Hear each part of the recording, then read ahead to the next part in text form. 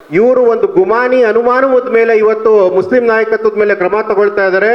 ಈ ಹಿಂದೆ ಶಾಮ್ನೂರ್ ಅವರು, ದಿವಂಗತ ಶಾಮ್ನೂರ್ ಅವರು ಶಿವಮೊಗ್ಗದ ಲೋಕಸಭಾ ಚುನಾವಣೆಯಲ್ಲಿ ಬಹಿರಂಗವಾಗಿಯೇ ಬಿಜೆಪಿ ಅಭ್ಯರ್ಥಿಗೆ ಮತ ಕೊಡಿ ಅಂತ ಪಕ್ಷ ವಿರೋಧಿ ಹೇಳಿಕೆ ನೀಡಿದ್ರು.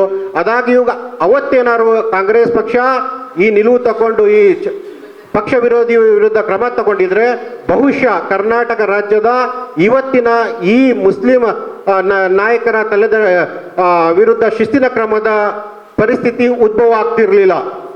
ಹಾಗೇನೆ ಆ ನಾಯಕರುಗಳಿಗೆ ಕರೆದು ಸಮಜಾಯಿಸಿ ಅವ್ರದ ಏನು ಅಹವಾಲುಗಳಿದೆ ಅದನ್ನ ಪಕ್ಷದ ಆಂತರಿಕವಾಗಿ ಅವರು ವಿವರಣೆ ಪಡಿಬೇಕು, ಸಮಜಾಯಿಸಿ ಪಡಿಬೇಕು.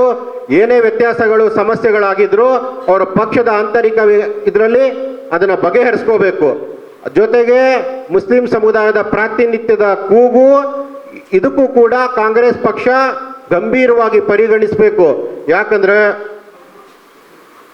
ಪ್ರಜಾಪ್ರಭುತ್ವದಲ್ಲಿ ಕಾಂಗ್ರೆಸ್ ಪಕ್ಷ ಎಲ್ಲದಕ್ಕೂ ಇಂದು ತಗೊಳ್ತಾ ಇರೋ ಎಲ್ಲ ಕ್ರಮಕ್ಕೂ ಹೈಕಮಾಂಡ್ನ ನಿಲುವು ಅಂತ ಹೇಳ್ತಾ ಇದ್ದಾರೆ. ಆದರೆ ಪಕ್ಷ ಮರಿಬಾರ್ದು. ಪ್ರಜಾಪ್ರಭುತ್ವದಲ್ಲಿ ರಾಜಕೀಯ ಪಕ್ಷಗಳಿಗಿಂತ ದೊಡ್ಡ ಹೈಕಮಾಂಡ್ ಜನಸಾಮಾನ್ಯ ಎಂಬ ಹೈಕಮಾಂಡ್. ಈ ಸಂಬಂಧ ಈ ಪತ್ರಿಕಾಗೋಷ್ಠಿ ಮೂಲಕ ಕಾಂಗ್ರೆಸ್ನ ಹೈಕಮಾಂಡ್ನ ನೇತೃತ್ವದಲ್ಲಿ ಅಥವಾ ಅವರ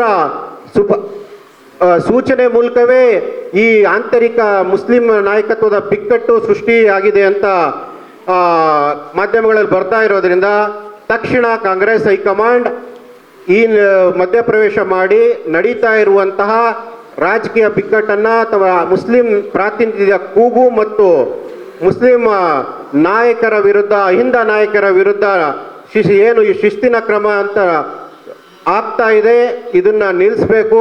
ಇದರ ವಿರುದ್ಧ ಸಮಾಜ, ಮುಸ್ಲಿಂ ಸಮುದಾಯ ಸಮಾಜ, ಜಾತ್ಯತೀತ ಮನಸ್ಸುಗಳೆಲ್ಲ ತುಂಬ ಜಾಗೃತಗೊಂಡಿದ್ದು ಅವರ ಮುಂದಿನ ದಿನಗಳಲ್ಲಿ ಕಾಂಗ್ರೆಸ್ ಪಕ್ಷಕ್ಕೆ ಈ ಸಂಬಂಧ ಅವರು ತಮ್ಮ ಖಂಡನೆ ಮತ್ತು ವಿರೋಧನ ಬಹಿರಂಗವಾಗಿ ಮಾಡ್ತಾರೆ ಅನ್ನೋದು ಈ ಪತ್ರಿಕಾಗೋಷ್ಠಿಯಲ್ಲಿ ನಮ್ಮ ಉಲಮಾಗಳ ತಂಡದಿಂದ ನೀಡಿರುವ ಮಾಧ್ಯಮಗೋಷ್ಠಿಯ ಸಂದೇಶ.